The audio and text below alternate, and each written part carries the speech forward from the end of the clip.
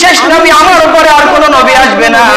আল্লাহ রাসূল বলছেন আমার পরে যদি কোনো নবী আসতো তাহলে ওমরকেই নবী বানিয়ে আল্লাহ তাআলা নবী বানাতো। বলেন সুবহানাল্লাহ।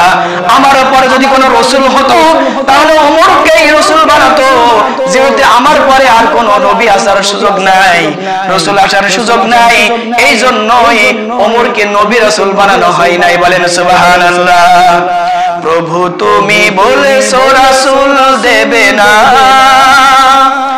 বলনি দেবে না ওমর, বলনি দেবে না হামজা তারিক, খালিদ বিজয় সমর। প্রভু তুমি বলেছো রাসূল দেবে না, বলনি দেবে না ওমর, বলনি দেবে না হামজা তারিক, খালিদ বিজয় সমর। চিল্লাই বলেন সুবহানাল্লাহ। দ্বিতীয় খলিফা ছিলেন হযরতে ওমর রাদিয়াল্লাহু তাআলা আনহু। কি নাম বললাম? ইসলামের দ্বিতীয় খলিফা ছিলেন হযরতে ওমর রাদিয়াল্লাহু তাআলা আনহু, যিনি খলিফাও ছিলেন এবং সাহাবীও ছিলেন এবং সুসংবাদ প্রাপ্ত জান্নাতীদের ভিতরে 10 জনের ভিতরে একজন। বুঝতে পেরেছেন কথা? হযরত ওমর রাদিয়াল্লাহু তাআলা আনহু যিনি সাহাবা ছিলেন, পাশাপাশি তিনি খিলাফতের দ্বিতীয় খলিফা ছিলেন, পাশাপাশি তিনি আল্লাহ রাসূল যে 10 জনকে পৃথিবীর থেকে দুনিয়ার থেকে জান্নাতের স্বীকৃতি দিয়েছে, সার্টিফিকেট দিয়েছে, তার ভিতরে ছিলেন হযরত ওমর রাদিয়াল্লাহু তাআলা আনহু। চিল্লাই বলেন সুবহানাল্লাহ। 583 খ্রিস্টাব্দে মক্কা নগরে তিনি জন্মগ্রহণ করেন। তিনার পিতার নাম ছিলেন খাত্তাব।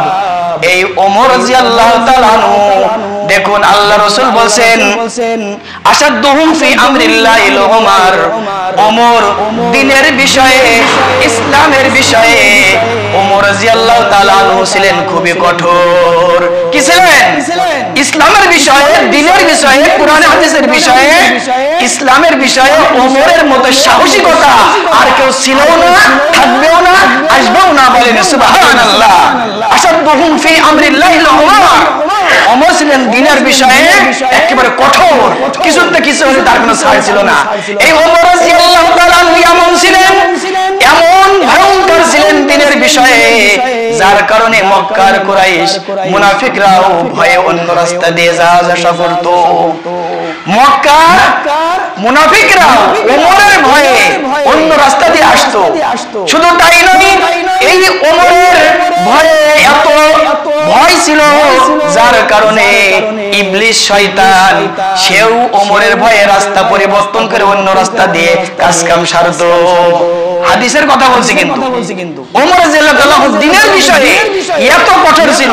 হযরত ওমর রাদিয়াল্লাহু তাআলা আনহুর জামানায় যখন রোম সম্রাট শুনতে পেল যে দিককে দিক ইসলামের বিজয় হচ্ছে, দেশকে দেশ দখল হয়ে যাচ্ছে, ওমর রাদিয়াল্লাহু তাআলা আনহুকে বলা হয় অর্ধজাহানের শাসনকর্তা। কি বলা হয়? অর্ধজাহানের শাসনকর্তা। শুধু এমনি হয় নাই, ইসলামের জন্য, ঈমানের জন্য, দ্বীনের জন্য তিনি ছিলেন অর্ধজাহানের শাসনকর্তা। চিল্লাই বলেন সুবহানাল্লাহ। রোম সম্রাট যখন হেরাক্লিয়াস জানতে পারলেন যে এরকম দিককে দিক বিজয় হয়ে যাচ্ছে, সুতরাং তিনি তিনার রাষ্ট্রদূতকে পাঠালেন, দূতকে পাঠালেন, গোয়েন্দা বিভাগের প্রধানকে পাঠালেন যে তুমি দেখে আসো তো যে এত বিজয় করতেছে সেই বাদশা, সেই শাসনকর্তা কেমন। গোয়েন্দা বিভাগের প্রধান ওমর রাদিয়াল্লাহু তাআলা আনহুর পাশে রাজপ্রাসাদের যে প্রাসাদ ছিল তার পাশে এসে সাহাবাদের কাছে বলছেন যে এই যে বিজয় অর্জন করছে আমি সেই ওমরের সাথে সাক্ষাৎ করতে চাই। গোয়েন্দা প্রধান, রোমান সম্রাটের গোয়েন্দা প্রধান এসে বলছে। তখন সাহাবা-কেরামরা বলছেন ওমর রাদিয়াল্লাহু তাআলা আনহু তো ওনার উট হারিয়ে গেছে বলে উনি উট খুঁজতে গিয়েছে। দেখুন অর্ধজাহানের শাসনকর্তা উনি উট খুঁজতে গিয়েছে। কি বাদশাহিত্ব ছিল, কি শাসনকর্তা ছিল।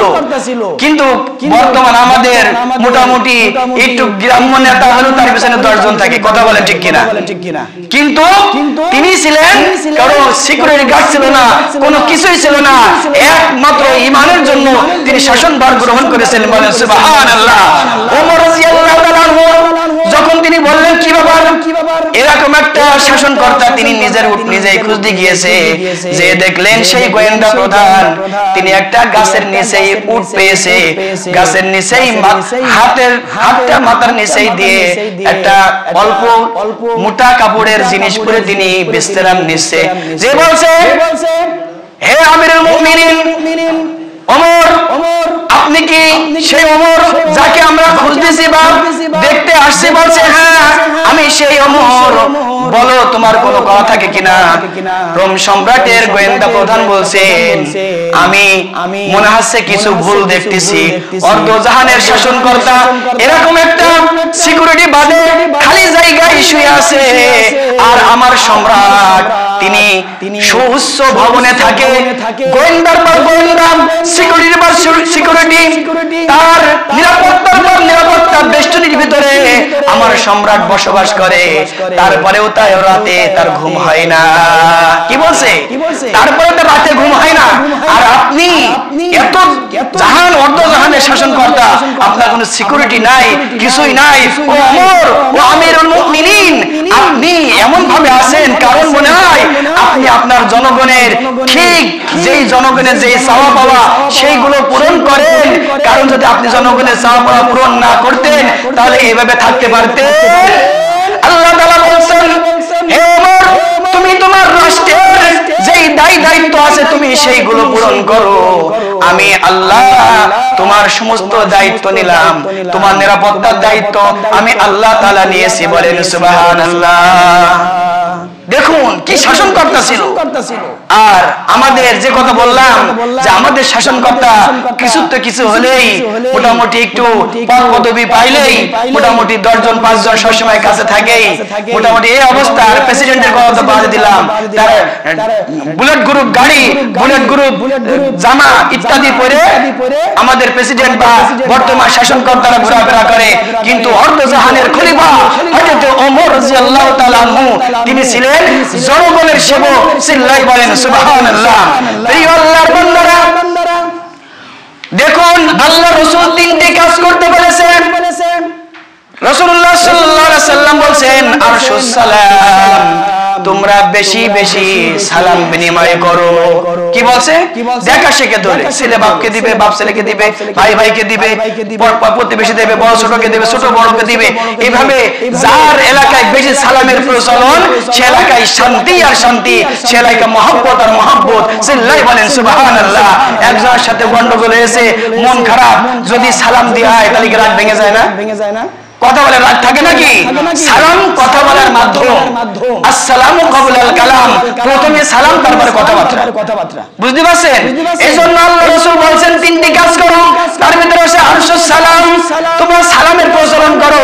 হযরত ওমর রাদিয়াল্লাহু তাআলা আনহু একদিন বাজারে গেলেন, সাহাবা প্রশ্ন করলেন, ইয়া ওমর ইবনে খাত্তাব, আপনি বাজারে কেন আসেন?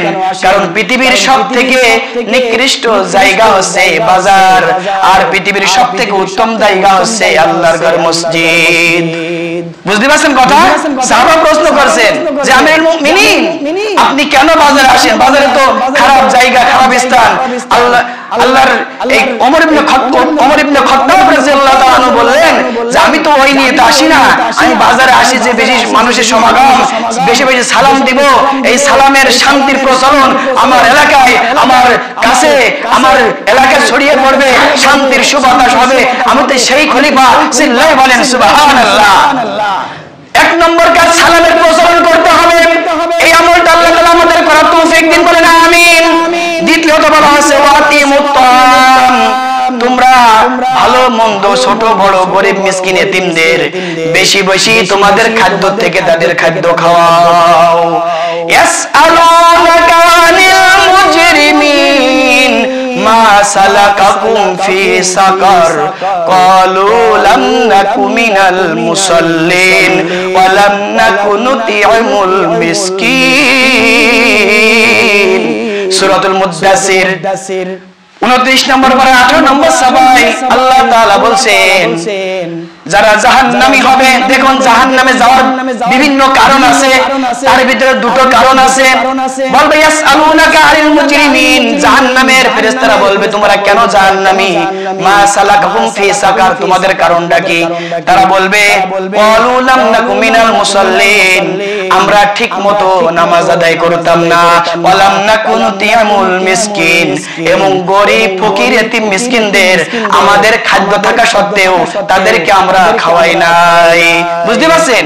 অনেক কারণ আছে, তার ভিতরে দুটো কারণ আছে ঠিকমতো নামাজ না পড়া আর এতিম মিসকিন গরীব অসহায়দের খাদ্য না দেওয়া। আল্লাহ রাসূল এই হাদিসে বলছেন ওয়াতিয়ামুত তাআম, তোমরা বেশি বেশি মানুষদেরকে খাওয়াও, কারণ মানুষদেরকে খাওয়ানোর কারণে মহব্বত বাড়ে, রহমত বাড়ে। ইব্রাহিম আলাইহিস সালাম কোনো মেহমান না নিয়ে খাইতেন না। বুঝতে পারছেন?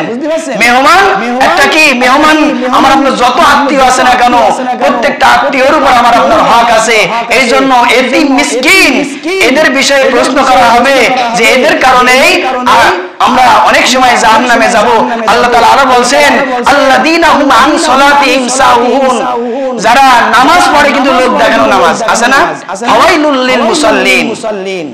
সূরাতুল মাউনে আল্লাহ তাআলা বলেছেন ফাওয়াইলুল লিল মুসাল্লিন, যারা লোক দেখানো নামাজ পড়ে। আমরা যে কষ্ট করে বাইরে থেকে কাজ কামাই করে বিভিন্ন পেশার মানুষ আমরা এখানে আসছি, এ কি মানুষের দেখানোর জন্য নাকি আল্লাহর জন্য? ইন্নাস সালাতি ওয়া নুসুকি ওয়া মাহইয়ায়া ওয়া মামাতি লিল্লাহি রাব্বিল আলামিন। সিল্লাই বলেন সুবহানাল্লাহ। নিশ্চয় আমার নামাজ, ওয়া নুসুকি আমার কুরবানি, ওয়া মাহইয়ায়া আমার জীবন, ওয়া মামাতি আমার মরণ, লিল্লাহি রাব্বিল আলামিন সবকিছুই হবে ইখলাসের সহিত আল্লাহ তাআলার জন্য। বলেন সুবহানাল্লাহ। তাহলে আমরা নামাজ পড়ব এবং আমাদের খাদ্য যেটা আছে সেটা আমরা গরীব অসহায়দেরকে দান করব। আল্লাহ তাআলা কবুল করুন, বলেন আমিন। আরেকটা কাজ আছে ওয়াসাল্লু ওয়ান নাস ওয়ান নিয়াম, অর্থাৎ তোমরা অর্ধ রজনীতে উঠে আল্লাহর নামাজ আদায় করো। আচ্ছা, অর্ধ রজনীতে কোন নামাজ? জোরে বলেন কোন নামাজ? তাহাজ্জুদ নামাজ। আল্লাহ তাআলা বলেন ইয়া আইয়ুহাল মুযাম্মিল কুমিল লাইলা ইল্লা কলিলান নিসফাহু আও ইনকুস মিনহু কলিলা। সূরাতুল মুযাম্মিল আল্লাহ তাআলা বলেন হে বিবস্ত্রহীন মানুষ, তোমরা ওঠো, তোমরা ওঠো এবং রাতের কিছু সময় অর্ধ অংশ তোমরা আল্লাহর দিকে সাড়া দাও, আল্লাহর কাছে চাও আর কান্নাকাটি করো, নামাজ পড়ো। আল্লাহ তাআলা চাইলে তার উপরে খুশি হয়ে যায়। বলেন সুবহানাল্লাহ। আযকুরুনি আযকুরুকুম আশকুরুলি ওয়ালা তাকফুরুন, তোমরা আল্লাহ তাআলাকে স্মরণ করো, আল্লাহ তাআলার নেমক হারামি করো না, কারণ আল্লাহ তাআলাকে স্মরণ করলে আল্লাহ তাআলা তোমাদেরকে স্মরণ করবে। বলেন সুবহানাল্লাহ। দেখুন কেউ যদি প্রেম করে, কোন দম্পতি যদি প্রেম করে তাহলে কি মাইকি বলে প্রেম করে নাকি? বা জানায় ট্রাই করে নাকি? এরকম আছে নাকি? প্রেম, ভালোবাসা, মহব্বত এটা অতি গোপনীয় জিনিস। এজন্য আল্লাহ তাআলার সাথে মহব্বত, প্রেম করতে হবে যখন এই দুনিয়ার দিনটাকে বানিয়েছেন। ওয়াজআলনান নাহারা মাআশা, এই দিনটাকে বানিয়েছেন কাজের জন্য। ওয়াজআলনাল লাইলা লিবাসা, আর রাতটাকে বানিয়েছেন ঘুমের জন্য, আরামের জন্য এবং ইবাদতের জন্য। বলেন সুবহানাল্লাহ। কি কথা বুঝতে পারছেন? সূরাতুন নাহল আল্লাহ তাআলা বলছেন যে তোমরা কি করো, তোমাদের দিনকে বানিয়েছে, তোমরা কাজ করো। ফাইজা কুদিয়াতিস সালাতু ফান্তাশিরু ফিল আরদ, যখন ফজরের নামাজ পড়বা তখন তোমরা দুনিয়ার উপরে ঝাঁপিয়ে পড়ো, ছড়িয়ে পড়ো, ইনকাম করো, সন্ধ্যার আগে বাড়ি চলে আসো। এটা কে বলছেন? আল্লাহ তাআলা বলছেন। তো বলা হচ্ছে যে তোমরা রাতের কিছু অংশ সালাত আদায় করো। আল্লাহ তাআলা দিনের কোলাহল বন্ধ করে দেন, রাতটাকে সুমধুর করে দেন। এই সময়, এই শীতের রাত্রে উযু করতে কষ্ট, বিভিন্ন কষ্টের ইবাদত তোমরা যদি আল্লাহ তাআলার কাছে ওঠো এবং নামাজ কালাম পড়ে আল্লাহ তাআলার কাছে চাও, আল্লাহ ও গো আল্লাহ ক্ষমা করে দাও, মাফ করে দাও, যতদিনে জীবন প্রদীপ জ্বলিবে ইসলামের পথে চালাও, মাফ করে দাও। চিল্লায় বলেন সুবহানাল্লাহ। তাহলে অর্ধ রজনীতে উঠে নামাজ আদায়, এই তিনটি কাজ যারা করবে তাদেরকে বলা হচ্ছে তাদখুলুল জান্নাতা বিসসালাম, তাদেরকে জান্নাতে নিয়ে যাওয়া হবে আরামের সহিত, শান্তির সহিত। বলেন সুবহানাল্লাহ। যে কথা বলছিলাম, ওমর ইবনে খাত্তাব রাদিয়াল্লাহু তাআলা আনহু, দেখেন তিনি রাত্রি বেলা ঘোরাফেরা করতেন অর্ধজাহানের শাসনকর্তা হওয়ার পরেও। এক মহিলা সন্তান প্রসবা, তিনি দেখছেন তিনার স্বামী বাইরে যাচ্ছে আর আসছে, বলছেন তুমি কি জন্য আসছো, এরকম করছো কেন? এই বাড়ির মালিক কে? বলছে আমি। তুমি এত চিন্তিত কেন? বলছে আমার স্ত্রী সন্তান প্রসবা এবং সে এমন কষ্টের ভিতরে আছে, তার কষ্ট আমি সহ্য করতে পারছি না, আমার একটু সাহায্য দরকার, আমি কি করবো খুঁজে পাচ্ছি না। ওমর রাদিয়াল্লাহু তাআলা আনহু তিনারকে রেখে তিনার স্ত্রীকে ডেকে নিয়ে আসলেন। নিয়ে আসার পরে মোটামুটি সমস্ত কাজ সম্পাদন করার পরে তিনার স্ত্রী বললেন আপনি তাকে খবর দিন তিনার স্ত্রীর একটা পুত্র সন্তান হয়েছে, সন্তান সুস্থ আছে এবং তিনার মাও সুস্থ আছে। বলেন সুবহানাল্লাহ। এই ছিল ওমর ইবনে খাত্তাব। তিনার ওনার স্বামী বলছে আপনি কে? আপনি আমার জন্য এত কষ্ট করলেন, এই নেন টাকা, নেন এই টাকাটা আপনি আছে যে ওই মহিলাকে দিবেন, যেহেতু কিছু কাজ করেছে। তখন ওমর ইবনে খাত্তাব বলছেন যে না, আমি আল্লাহ তাআলার কাছে কিয়ামতের ময়দানে কি বিচার দিব এই শাসনকর্তা হয়ে, যে আমার এলাকায় আমার আয়ত্তের ভিতরে একজন প্রসব যন্ত্রণায় কষ্ট করছে, আমি তার কষ্টের ভিতরে শরীক হতে পারলাম না, এর হিসাব কিভাবে দেব? আমি সেই জন্য লজ্জিত, সেই জন্য কান্নাকাটি করছি, তুমি আমাকে ক্ষমা করে দাও, তোমার ক্ষমা চাওয়ার কিছু নেই। এটাই শাসনকর্তা। চিল্লায় বলেন সুবহানাল্লাহ। এভাবে ওমর ইবনে খাত্তাব রাদিয়াল্লাহু তাআলা আনহু রাত্রে আধারে ঘোরার কারণে দেখলেন এক জায়গায় তিনটে বাচ্চা নিয়ে কান্নাকাটি করছে। দেখলেন তিনার মা ওই শুধু পানি নাড়ছে। বলছে এটা কি? বলছে এটা যে দেখলেন তুমি পানি নাড়ছো কেন? বলছে আমার ছেলেদের আমি সান্ত্বনা দিচ্ছি যে তারা যেন কান্নাকাটি না করে, কাঁদতে কাঁদতে যেন ঘুমায় পড়ে, আমার খাওয়ার কিছু নাই। ওমর ইবনে খাত্তাব রাদিয়াল্লাহু তাআলা আনহু তিনি দৌড়িয়ে যে বাইতুল মাল থেকে আটা রুটি যা লাগে নিয়ে আসে, রান্না করে নিজের হাতে খাওয়াই দিয়েছে এবং বলছে, ওই মহিলা বলছে আল্লাহ এই শাসনকর্তা যদি ওমর না হয় তুমি হতে তাহলে আমাদের একটু উপকার হতো। ওমর রাদিয়াল্লাহু তাআলা বলেছিলেন তুমি কালকে ওমরের বাসায় যাবা, যে দেখবা সে কে। তিনি যাওয়ার পরে দেখলেন যে দিনের রাত্রির বেলা সাহায্য করেছিলেন তিনি হচ্ছেন এই শাসনকর্তা ওমর ইবনে খাত্তাব। বলেন সুবহানাল্লাহ। এটাই ছিল অর্ধজাহানের শাসনকর্তা। চেয়ারে বসে, গদিতে বসে, এসি বাসে বসে, এসি গ্লাসের ভিতরে বসে কখনো দিন আসেনি, শান্তি আসেনি, আসবেও না। কথা বলেন ঠিক কিনা? যারা দুনিয়াতে পৃথিবীতে ইসলামের জন্য জীবন উৎসর্গ করেছে, জনগণের কথা ভাবে, কোরআন অনুযায়ী দেশ পরিচালনা করে, আমরা তাদের সাথে থাকবো এবং শিক্ষা নেব রাসূলের থেকে, ওমর বিন খাত্তাবের থেকে। আল্লাহ তাআলা আমাদের সকলকে ওমর ইবনে খাত্তাবের শাসনভার অনুযায়ী জীবন পরিচালনা করার তৌফিক দিন। আমিন। ওয়া আখিরু দাওয়ানা আলহামদুলিল্লাহি রাব্বিল আলামিন।